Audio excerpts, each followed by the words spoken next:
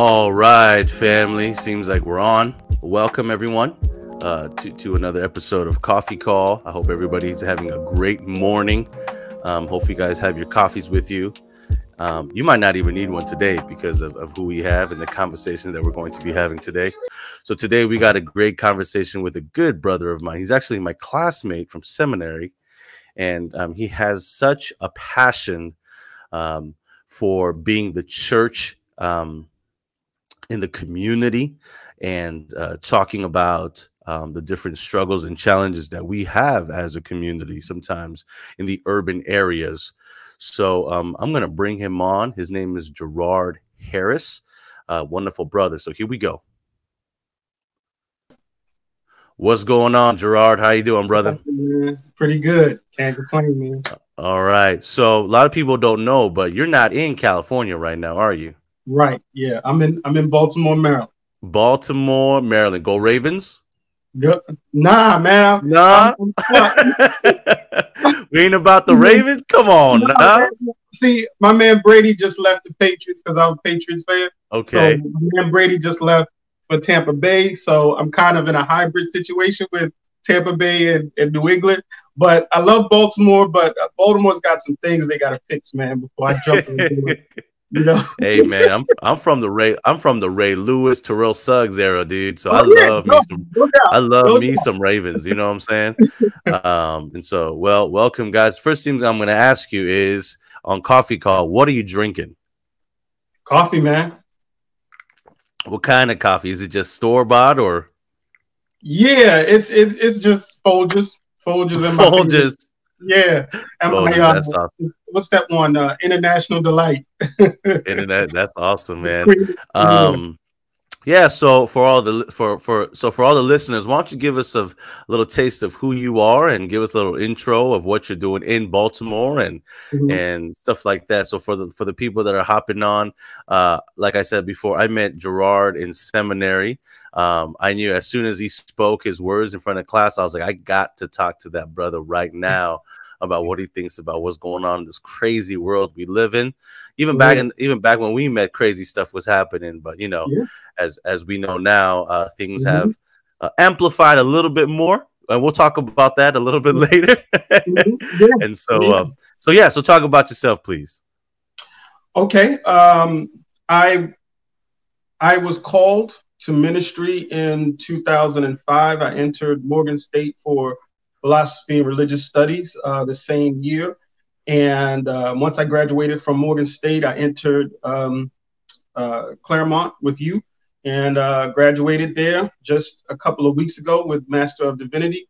In the meantime, I had served in many churches here in Baltimore. Gethsemane AME is one of them. Empowerment Temple is my home church where the pastor was Dr. Jamal Harrison Bryant. And under him, I received my ministry license. And so now in 2015, coming into Claremont, I launched my own independent ministry, Live, Love, and Serve Ministries. So I'm working on that and working on the foundation for the church that God has called me to. And so we're just trying to mobilize now, evangelize at the same time, and try to answer as much of the community issues that we can in this particular state of America. COVID-19 has certainly had a visceral effect on the church planning stage that we're in and the ministry that we're trying to get off the ground and things of that nature. So we've been slowed down by it, but not stopped. So we're going to pray and keep going, and hopefully we'll get this thing behind us and we can flourish as people of the gospel that we're supposed to be. Right. That's good. So first I want to talk about how has COVID, we'll start with there. How has COVID impacted your community specifically? And the things that are going on there.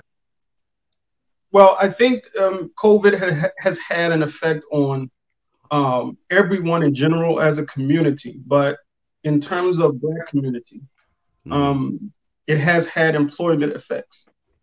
So there's a significant economic effect. And so, what most of the Black churches in Baltimore has been doing is having a weekly food drive. And if some of those churches are established enough, they have several food drives a week. I know my church has one twice a week. I believe it's twice a week. And so we see the impact and the significance of it. Now, that has been reinforced by, unemployment payments and things like that, that most people who have found themselves out of work have had to rely on.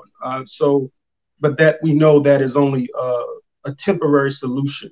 And I think it's the aftermath of that the church in particular is going to have to get out in front of. So in terms of its impact, it's had the same general impact, but in terms of the Black community, we know it's a little bit more visceral because of the already impoverished conditions that most of our communities are in, especially in Baltimore. Right. And how is the church responding to this? The church you talked about food banks, but I'm talking about in a, like you said, in an economic level, in a social level, in a community development level. How do you think the church has responded to it, or maybe not have responded to it? To be honest with you, I think that the church has responded in a lot of ways, but I don't think it's been in the financial way. I think that churches, regardless if they want to admit it or not, are struggling financially. So I don't know if that can be remedied to somehow help financially with other families and families that belong to churches and things like that. So I'm not sure if that's a plan that's in place. But I do know in terms of trying to galvanize different organizations to help with these things in concert with the food banks, in concert with other drives happening around the city.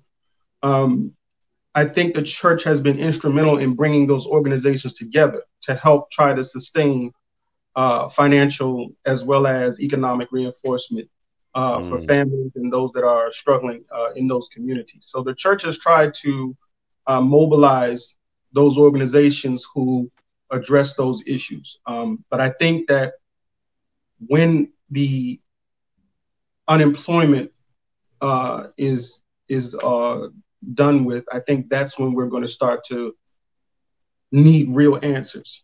But I think for now it's sustaining, but it won't for long. Yeah, so I mean, the same way here in California has impacted a lot of families in different ways. And I think for the urban communities, especially people of color, whether they're in the African American community, Latino community, even the Asian American community, it has affected us financially the most, right? I think we can deal. I think we can deal with the physical, the physical ailments, and I think we can deal with like the mental breakdowns at times, because when you're living in an urban community, you're built, right? You're built in a different way. You're built to be persevering. You're built for endurance, and so. I was talking to one of my guys that are from this community. He lived a gang life, and people dying is not that big of a deal, right? But when people can't eat, that's something else. You know what I mean? And because a lot of the urban communities, we live off of the direct the direct wages, right? Like, so we're talking about, we don't have a lot of savings. We can't go back to a well of things. So what we get is what we spend, right? And so, like you said, until that situation or that discussion is starting, it doesn't matter if it's a pandemic. It could be anything, anything that hits our financial well, it's over, right? Right. And so I think that's one of the discussions that we as a community now have to talk about in situations like these. Is there something that we can do to not only have sufficient funding for individuals, but also for the community, right? And you So mean what do you in think terms about that? of now? Are you talking specifically in terms of church having the funding for communities I that think are? just communities having funding the communities, right? Okay, And yeah, yeah, churches can be yeah. one of the Oh, yeah. places where we can have the fundings. Yes, certainly, Yeah. absolutely. Yeah. Um, and so, yeah, so, hopefully everybody in your community is doing well. Did you get a lot of hits physically, and were people passing away? Um, we've had, judging from the report that I saw for the Baltimore Sun, we've had at least 40 deaths from coronavirus and COVID-19, and there are at least 50,000 across the entire state of Maryland that have Right. been affected by coronavirus and COVID-19. So that is major, that is significant. And we're starting a reopening process that I received word from judges and governors and things like that it's going to be like a 5-phase plan that gets implemented little by little. But as we spoke with the judge on Zoom yesterday, I'm sorry, on Monday, that if the numbers do not subside, reopening is going to be much more difficult and much more prolonged than they expected. So just the other day, now here's the other side to that is, now that we have this unrest again, and you have people protesting, and you have people gathering, some wearing masks, some not wearing masks, and then you have law enforcement out there, and then you have all these other groups and organizations out at the same time. We saw again the numbers have gone back up, spiking back up. Now, whether this is accurately recorded or not is a different discussion, but we are seeing some numbers spiking back up in terms of new cases, new infections since the protests have commenced, especially here in Maryland. Yeah, we're seeing a spike up in California as well too. So, yeah. So let's segue into what's going on these days. How did you feel when you saw the video of her brother George Floyd? Yeah. So how did you feel? What was your first reactions?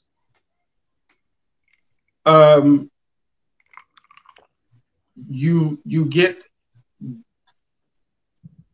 it's like a reopening of a wound that you thought was healed and closed. But then it gets reopened and penetrated deeper. What do you mean by that? What do you mean by reopened and closed? So you said in the beginning it was reopened. It was a closed wound was reopened. What do you mean by that? Okay, so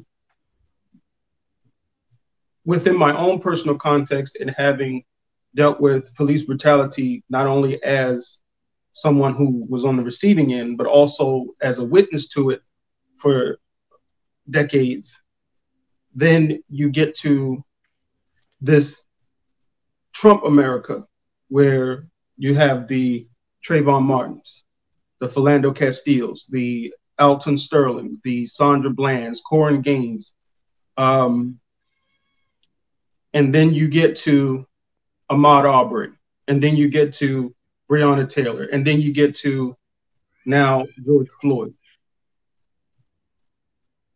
We keep, as a Black community, keep trying to find ways to close these wounds.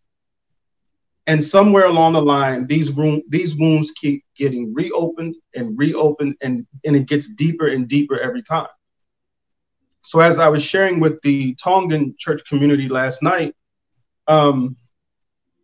you move through 3 stages. The first, when you see the video of George Floyd, we're using George Floyd just as an example, you go immediately to grief. Then you go to anger. And then when anger is no longer, when you can't escape the anger, you move into rage. And that's where you begin to go out in the street and you begin to seek whatever you feel is just. as a response to what you saw. And like I try to tell people, we have been in these types of situations for decades, even before there was social media and smartphones. And these things kept happening because they usually happen in predominantly impoverished communities. So we can't afford the technology to capture all this. So you're thinking for a long period of history, this went unrecorded, undocumented. Nobody, all you have is witness testimony and things like that. And that gets swept and buried so deep, you can't even find it. But now with having the technology advancement where these things are being recorded and documented and things of that nature, there's no getting around it anymore. And I think between what was happening before and this particular one, I think now all communities are tired of this. They are through with trying to say, well, black people are doing it to themselves. Well, this man was innocent, not doing a crime. He wasn't doing anything. So they said he was. But we can't even get to that because we can't get past the video part. And here's what I try to tell some of my other white friends. Dylan Roof walked into a church and murdered 9 innocent black people, yet he still made it to the jail alive. He still had his day in court. He's off to jail and he's still alive. Justice served, right? If George Floyd was committing a crime, he didn't get the process that Dylan Roof got. And Dylan Roof actually murdered 9 people. George Floyd was suffocated deliberately in public, broad daylight, on camera. He won't, even if he did commit a crime, he won't have his day in court. He won't go to jail, and there will be no quote unquote justice served here if he did commit a crime, because he's not alive to give his side of the story or anything else. And so when we talk about justice, we got to understand, what are we actually talking about now? Because if you're saying black people are committing crimes, well, we're not even living to give our defense. So what do we do? Then when the riot starts, right? When the riots begin and then property is being destroyed, then you want to appropriate and say that's not the way, right?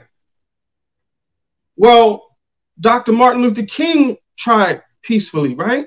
And what happened? You murdered him. Colin Kaepernick, just a few years ago, if we want to be accurately relevant, he tried peacefully and you blackballed and completely assassinated his character. So if we can't protest peacefully and rioting and destroying property, with the exception of not wanting to destroy other people, then what do you want us to do? What alternative do you want us to have? And are you going to start listening to us? Or are you just going to sit there and say, well, if he wasn't doing this, and then we find these microaggressive alternatives as a way to find scapegoats and frame things that make it not seem what it is? Because everybody, I mean, I've heard everything from everybody questioning the validity of the video to whether the video was altered in some way and all these other things, rather than just accepting this is what not only the black community saw, but this is what the entire world saw. And so it is not until we have reconciliation with these injustices that we can then begin to have honest discussions about solutions towards equality, justice, and also financial equality. Because you got to understand, at the bottom of all this, that is part of a major element that helps give these injustices momentum. So, I mean, we can't have this hypocrisy where you're saying, well, you do it peacefully, or we shouldn't be dying in the first place. That's what we're overlooking. We're overlooking that lives are being lost, being triumphed by a damaged target. No, let's keep the focus on why did this man have to die over some suspicion? Why couldn't George Floyd have his day in court like Dylan Roof? That's all I'm saying. I'm not in any way advocating crime or violence or anything like that. All I'm saying is, if the law says you commit a crime, we must arrest, take you to jail, or whatever the punishment or just thing according to the law must be. That's what we're saying. Okay. You commit a crime, you steal, you tear up somebody's stuff, you assault somebody in some kind of way, you're going to jail. Okay. That's not the argument. Getting to the jail is the argument. And not dying in police presence. Freddie Gray, right? They said he was doing something wrong. Okay. This is what happened in Baltimore with Freddie Gray. You arrest this man. You said he was doing something wrong. You make the arrest. You put him in the paddy wagon. Somehow, in the next 10 to 15 minutes, by the time you get to the jail, this man is in the back of a paddy wagon with a severed spine. And nobody knows how this happened. So you're dying in police custody, and we don't even know how did you get a severed spine in the back of a paddy wagon? Right? How does Sandra Bland end up dead in police custody over a parking ticket? This is what we are like. This is what just ignites and have these volcanic effects in the community when they go out and riot and all these other things, because we're like, well, who's next? Am I next? Just yesterday, right? I went out to vote because we had primary elections here in Maryland, right? I'm leaving out the house. My fiance says, well, maybe me and the baby should go with you, because we don't want anything to happen. Now, this is a conversation that we have to have before I leave out of the house to go do something everybody else is doing, voting. But we have to have a discussion on, we hope you come back. And even after I get in the car and leave, she's calling me on the phone. You okay? What's happening? Are you there yet? And mind you, I'm only taking a 10-minute drive from here to the high school to vote. That's it. So you see, this is the type of visceral effects that these type of situations have on the Black community, because we have to have these discussions that are not normal. But because they happen so often, these conversations become normative. And it becomes normalized. You see what I'm saying? Just like your friend who was in the gang, right? Who says, you know, people dying is not that big a deal to them because it happens all the time. You see what I'm saying? We have normalized abnormal behaviors. And then we create communities that condition it. And we're like, well, wait a minute, that shouldn't be that. Normalizing somebody's death who isn't a senior or an elder in our community that has lived a long, flourishing life. That's who we should be talking about. Well, you know, that person died, not a person dying just because. So, I mean, and these things get where they really get muddy and where they really get confusing, especially for people who are not directly impacted by these events and not necessarily in the Black community. The media throws it into a ball of confusion, into a ball of misinformation, mischaracterization, you know, perpetuating this sensationalism of it instead of just dealing with, why did this happen? Couldn't you just handcuff George Floyd and put him in the back of the patrol car if he did something wrong, and off to jail he goes to wait his day in court or what have you, as supposed to happen from there? Why does this man have to die just because of some suspicion? This is it's like, and we're talking decades of these type of situations. Mm. And so that's where when the rioting starts. But now there are other communities who are like, okay, you know what? We're tired of this. So it's not just Black communities anymore. I've Good. seen everybody from Amish to Asian to Latino to I mean, even in other countries, Italy, UK, Europe, Pacific Islanders, who are like, okay, there is something wrong here, and we got to get to the bottom of it. So now I think with the videotapes to go along with the situations, I think we're going to see some different outcomes. Hopefully, at least that's my prayer. That's good. That's good, Jerrod, and I appreciate everything you said. And you know, as I was listening, I was also being convicted in my own hearts. I love what you said about our society has normalized abnormal behavior, and I think what we're talking about is abnormal behavior concerning maybe the hurt of an individual, right? A damage of an individual. We're not talking about like mental illness. We're not talking about something, right? We're talking about an intentional damage or hurt to another individual where it doesn't have to be, right? Or because that's not normal for, I mean, we're not supposed to be killing folks on a daily basis here. So when we start normalizing this, I'm thinking about recanting memories in my mind. Where have I normalized abnormal behaviors in such ways? So giving us a fresh look on that. And you know, I want to go back to what you said about, well, not what you're talking about. Like there was Martin Luther King, there was Kaepernick, and I guess we can call those people that are initiated a movement, right? Initiated a movement.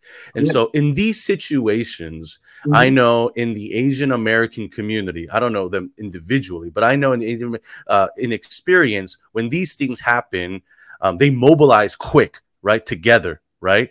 They mobilize quick, and they have a council and they have a committee, right? If we're going to use church terms, we have a committee, and then we start mobilizing. Who are mobilizers? Because I think what we've seen now is there's a lot of things are going on, a lot of speakers, but again, like what you said, media and social media, what happens is everybody's words are getting twisted or they're not showing everything. So if we had a mobile, I was on a talk the other day where I was on a talk, it was called a Young Preachers Network, a group of young next generation, predominantly African-American youth pastors or young adult pastors. We're talking about it. And one person says, if we got somebody on the streets mobilizing, we got to have somebody in the office, in the tables, in those situations, right? Talking about change with the dominant culture, right? Who's making policies. So in your mind, how do we get from this idea of, like what you said, grief, anger, rage, to now, if we're going to protest, how can we do that in a way where mobilize, strategize to make actual change? Because my concern is, Jerrod, that after all this, after all the smoke is cleared, right, what's going to happen is next day, as is. Next day, business as is, right? And so, yeah. So, what are your thoughts on that? The difference between the civil rights movement and movements that we see today. Not only what people overlook about the civil rights movement and the radicalness of it is this. The civil rights movement was organized. It was strategic. They had an economic agenda where they were moving money to Black banks at that time. They had a phase in place to move the community from one phase to another. Now, when Malcolm and Martin got together, the Nation of Islam basically separated themselves from Malcolm, because Malcolm is like, okay, I've discovered the true Islam. Now I got to get with my brothers so that we can figure all this out. Then there comes the Black Power movement, right? The Black Panthers, Huey Newton and others, Angela Davis and those. they're all coming together now, and they're like, okay, we have to be an organized strategic force. So now you have the peacefulness of Dr. King, the radicalness of Malcolm X, and the militarization of the Black Panthers, who is going to reinforce this one force. Right? Well, we're doing it to change the community. But then you kill the president, then you kill Malcolm X, then you kill Martin Luther King, then you kill Huey Newton, and dismantle the Black Panthers. Whatever Black progress was happening at that time, gone. So now we have to start all over again. And now we have these segmented forces who have different agendas, who completely see the problem through different lenses. And as I shared on Sunday, just because we see a different approach to the same problem does not make us automatic enemies. Mm. What we need to do is come together for an organized, strategic approach that does not exclude other communities, but we can go and help get those communities to see and understand what we see. Mm. See, what Black Lives Matter, and I love all of these things that we're doing, and I love all these other organizations that we're doing, but what is getting lost is the message is getting lost and twisted by the media to perpetuate this idea of Black empowerment. Okay, so what I'm saying now is, without organization, without a clear strategy and a clear agenda that involves not only Black empowerment, but Black financial increase, your execution of whatever your plan is going to be aimless. So yes, we can go out in the streets and riot and carry on and do all these other things. Just like you said, when the smoke clears, when all the cameras and the media goes away, when George Floyd has a funeral and everybody has cried the tears of rivers, and we're now reconditioned to think that we're moving on. That's when it seems like everything just comes to a standstill, because just like you said, we go back to this as is. No, it cannot be this as is, and we can't keep going back. And these things keep happening. You know, and then even when you do try to organize, even when you do try to execute and do all these other things, you get hampered by other things, such as Black on Black crime. So now the media is driving this narrative. Well, they kill each other, so what difference does it make if it happens when the police do it? But the same white supremacy system is the reinforcement of both of those things. They reinforce police brutality, and they reinforce the system that reinforces Black on Black crime, which is mythological, by the way. And I'll be going live to talk about that this week. That's good. But what day is that? I'm going to try to do it tomorrow at 3. But what I'm saying is that until we deconstruct these mischaracterizations, until we begin to deconstruct how these things affect us systemically, we can't come up with a solid plan and organization and solution until we understand what we are facing. Because it's not just overt racism, it's covert racism too. So we're fighting two things. And then now, if you combine that with coronavirus and COVID-19, you have a peach tree of issues that you are facing. So it's like you have this compound problem that is reinforcing poverty, reinforcing racism, reinforcing crime, reinforcing police brutality, and a whole litany of other things. But we're not really contextualizing and appropriating these things correctly. And so when you see the riots and all these other things, it's like you're from the outside looking in, you're just thinking, oh, they're just going crazy. No, this is the result of a much greater and deeper symptom than what you're seeing. But if these things keep getting projected in images and little clickbaits and little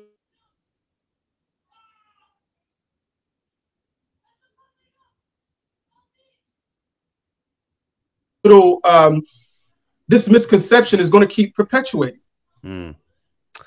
So we need solid organization, solid execution, clear-cut plan that everybody is involved and on the same page. So it seems like what I'm hearing from you is we need to kind of come up with like some type of union, right?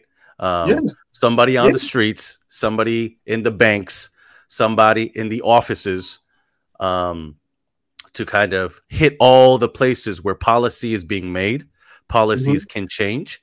And so I think that is something that we need to do. It seems like we need like a community union, something, right? Like if something happens to a community, we can go to the union or go somewhere and says, hey, this is the issue. Let's start rallying, right? Is that? So what I'm going to start in August, and I'll just give you guys a sneak preview of it right here on your show. I'm starting a new initiative called the Power 1000. The Power 1000 is going to consist of 500 ministries and 500 entrepreneurs with their own businesses. And what I hope to galvanize and mobilize here is not only a financial approach to, in the long run, supporting ministries, but also supporting small businesses so that when these issues happen in the community, we can also have representation of these communities that are being affected before the rioting starts. Before this, we can employ people before they seek to do a crime. We can help our churches and our ministries become more effective in the community, who we want to support our ministries. You see what I'm saying? So that is what this initiative is going to be about. It's going to be about education, spiritual formation, wealth creation, holistic media that actually tells the stories, and not just in the Black community. Let me make this clear. I would like to see Asian communities, Jewish communities, Islamic communities, LGBTQIA communities, all represented at this table, because what happens is that these things and these crimes often happen to them too, but they never get discussed because it's always solely on the Black community. It gets the most exploitation. But there are crimes happening in Asian communities and Jewish communities and all these other communities and Islamic communities, but they don't get the same exposure. But these things do happen. And so I just learned about how much the LGBTQ community gets assaulted and gets brutalized by police and by other people who have something against their community. But we don't have people in place that represents these communities in ministry or in community as leaders and activists that can help bring about and reinforce change to represent. We have to have this. We can't. The Black community, it would be great, as I have, through my studies, through my experiences, it would be great if the Black community can just pick itself up and do what we need to do. But I don't think it's going to happen solely just by Black communities. Right. I think we need these other communities to be involved, to have a united front that says, listen, these injustices cannot keep going like this. Right. And I think that's what we're on the verge of seeing when you see all these other communities come out and speak in protest and things of that nature. So that's what the Power 1000 initiative is going to entail largely, and we're going to be talking about education. We have to understand what issues are we facing and how do we deal with this. But if nobody's educating, like the Bible says, people perish from a lack of knowledge. If we're not dispensing this knowledge to teach people, okay, look, this is what we're dealing with. This is how we're going to deal with it. Mm-hmm. We have to be able to choose between chaos and construction. If we build a united front that says we're not going to take this anymore, but we're not going to tear up your stuff, but we are going to address this and mean business when we do it. But it has to be an organized, effectual, strategic way that is executed to precision, not excluding other people, but helping others understand what the issues are and how these injustices affect us. Because like I shared last night, when you have one of these things happen in your community, there's no counseling, there's no therapy. Right. There's nothing that is going to subside that pain that you feel that's making you go into a rage to go out and do these destructive things to property. That's what they're saying, because there's nothing that's going to solve this. I was in counseling as a 17-year-old when my friend was killed by police. There was nothing that therapist could do to tell me different about what I saw. There was nothing they could do to remedy what I saw, how it made me feel, and anything like that. So there isn't any. I wish there was. I have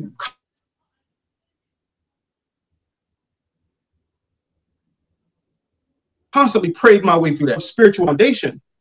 It's hard to get them to see trying different methods, different measures, different approaches, and getting people on the same page who may not believe, who may not be Christian, or who may not be Islamic or Jewish or Buddhist or anything like that. It's hard to get people to see through the lens of their traditions, but also see if we can collectively impact communities in positive ways, other than rioting and destroying things.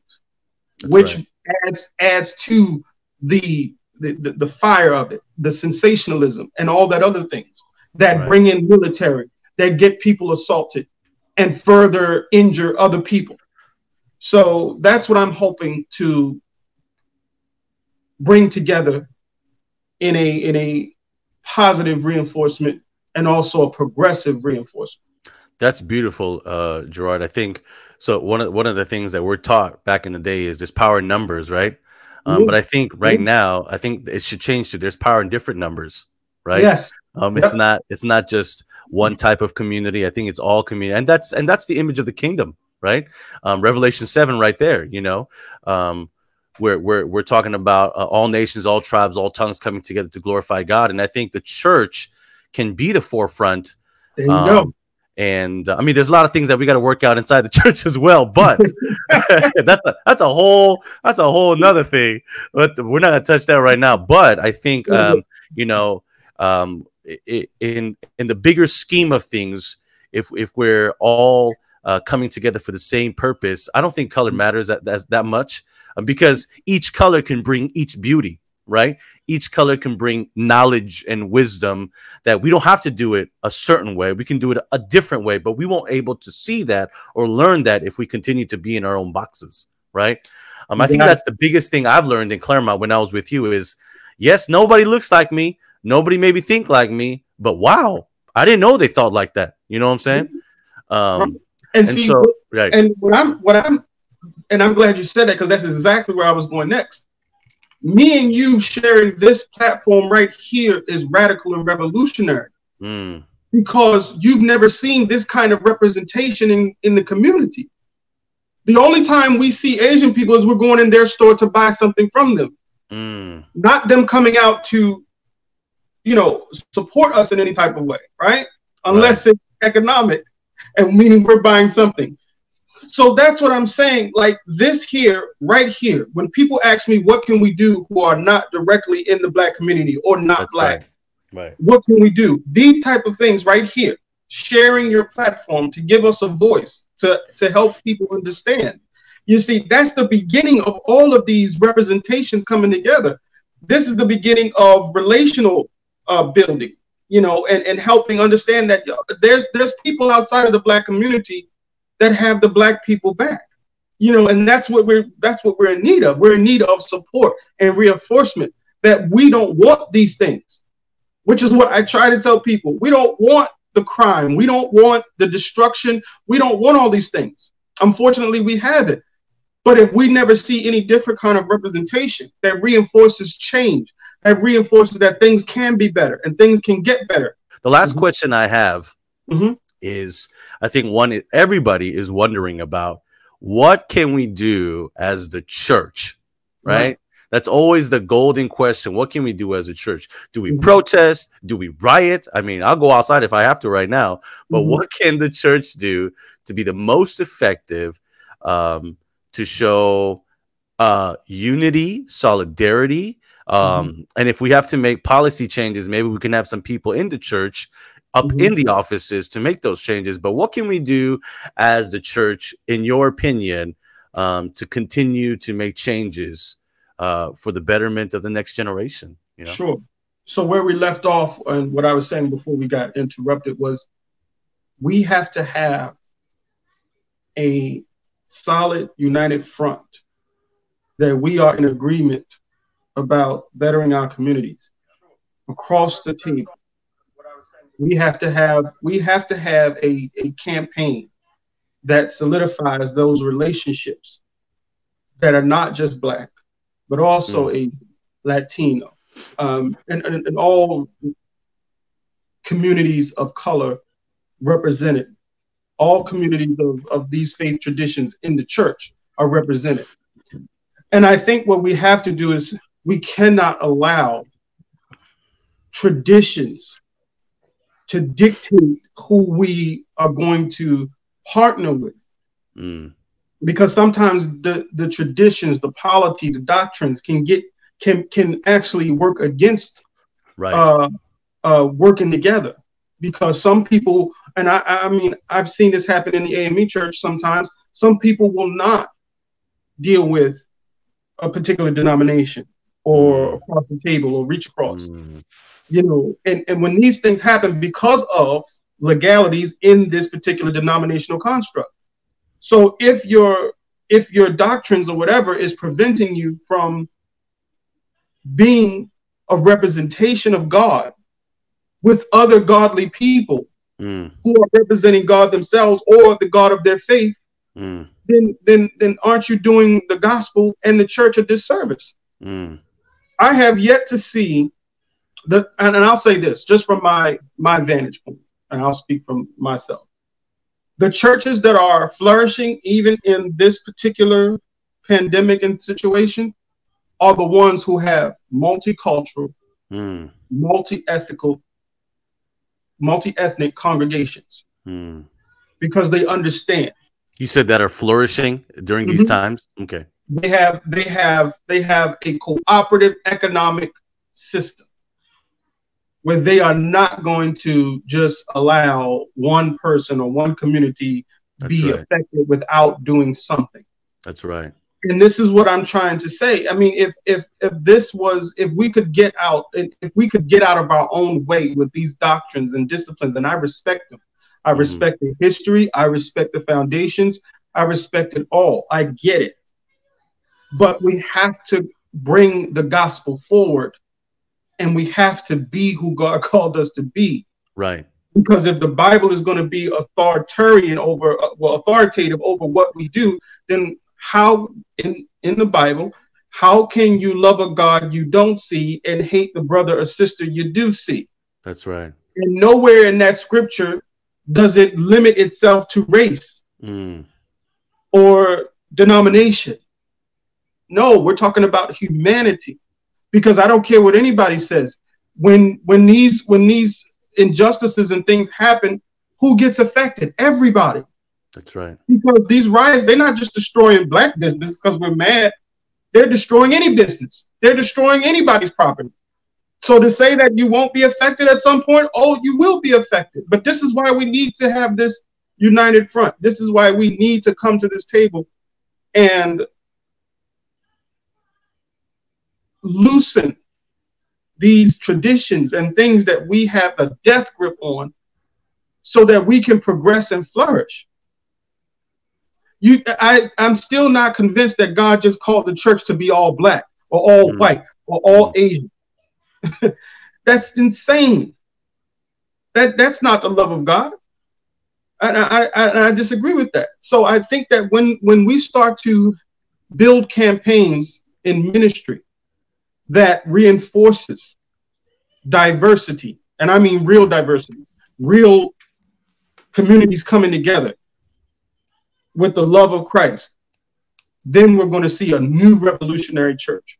And that's one of the things that I wanted to I wanted to launch a revival somewhere towards the end of the year where we can have different ministries of different cultures and different things like that. So I'm praying and trying to work out all of the logistics for that. But that's something we need. Well, we need a Paul Park to come in and speak. And vice versa. Brother. Anytime. You know what I'm saying? That's I mean, we need that because that would signify, okay, something is different here. There without having to force it on you, you know something's different because an Asian and African American man getting together for revival. Let's do it. Let's do it. You know what I'm saying? That's what I'm saying. It's like it seeing that imagery is going to be empowering in itself, and it creates a momentum. That's what we need. We need those small little things to build the momentum to go towards what we seek. So that's my view. I just think that we have to loosen our ideas about these traditions and these doctrines so that we can see that no, we need our Asian brothers and sisters. We need our Latino brothers and sisters. We need the LGBT community to be supported and reinforced and represented. We need these things so that we cannot keep damaging humanity. Right. And these things can start to subside, and we can start to figure out how can we come together as humanity to alleviate some of these things, these issues. Good. That's good. Yeah. Jerrod, whatever you feel called to do, I will always 100% support. And I'm saying that right now, right here, because it's so vital that we continue to have these conversations. And I think that's what we need to do first is before we try to parade and protest and all these things, we at least got to get together first and mobilize and strategize, and not just in our own communities, but with all the communities, right? Because I think one of the things that I want to end with this, and maybe your last thoughts. I think, and we've talked about this too. Yes, like you said, the Black, brown communities right now get a lot of I guess screen time, right? I'm going to say that screen time when it comes to injustice, as they should, as they should. But at the same time, when we're talking about America, we're not just talking about black, brown, and white, right? We're talking about a little bit of yellow. We're talking about a little darker shade of yellow. We're talking about everywhere. And so what I would like to call it is that we got the majority minority, and then we got the minority minorities, right? Minorities like maybe Middle Eastern, maybe some of those communities, maybe some of the Southeast Asian communities that we don't see, like the Cambodians and the Laos and the Vietnamese. I mean, they're big in their way, but when you talk about the whole scope of the United States, it's not as big, I think. And even the Korean American, we might be flourishing economically, but when it comes to social justice, when it comes to faith, like coalitions, community coalitions, we're not as together as I would like to be. So I think number one that we got to do is continue to seek out individuals or groups that have the same heart as you and I do. Absolutely. And we got to make that bridge small, right? Let's build some steps, and then let's make it larger and larger, and hopefully we'll get it to the Golden Gate, right? Where we can bridge everything. Exactly. So these small, it's going to take time though. It's going to take work. Absolutely. You know what I mean? Yeah. Good. Oh yeah, and so that's what I want to say. I'm with you. I support the ministry. Say so. The final words for everybody, Jerrod. What would you like to leave us with? One of my last and final essays at Claremont was for a course that we all took called Interreligious Dialogue, and in this essay, what I tried to introduce to Dr. Saeed and everyone was that There is no religious tradition historically that has not been impacted by white supremacy. I painted a picture of each encounter that white supremacy has had with each religious tradition, whether it was Tibetan monks, Jews, Christians, Black Christians, Latino Christians, Asian Buddhists, and the like. All have had a encounter negatively with white supremacy.